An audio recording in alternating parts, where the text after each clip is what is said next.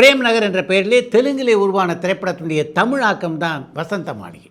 வசந்த மாளிகை படத்துக்கு பாடல் எழுதுவதற்காக கவிஞர் கண்ணதாசனை அழைத்த அந்த படக்குழுவினர் பிரேம் நகர் படத்தை கவிஞர் கண்ணதாசனுக்கு போட்டு காட்டினார். அந்த படத்தை பார்த்த அந்த இரவு முழுவதும் கவிஞர் கண்ணதாசனால் தூங்க முடியல.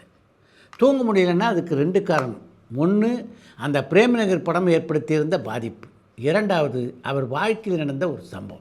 ஏறக்குறைய பிரேம் நகர் படத்தினுடைய கதாநாயகி மாதிரி ஒரு பெண்ணை அவர் தன்னுடைய வாழ்க்கையிலே சந்தித்திருந்தார். அந்த பெண்ணினுடைய பெயர் பானு.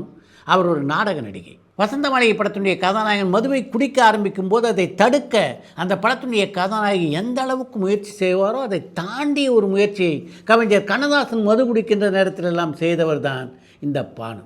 என்னுடைய பானுவுக்கும் வசந்த மாளிகை படத்தினுடைய கதாநாயகிக்கும் அதிகமான வித்தியாசம் இல்லை. அதன் காரணமாகத்தான் பிரேம் நகர் படத்தை பார்த்த அன்று இரவு என்னால் தூங்க முடியல அப்படின்னு ஒரு பத்திரிகை பேட்டியிலே பகிர்ந்து கொண்டிருக்கிறார் கவிஞர் கண்ணதாசன்.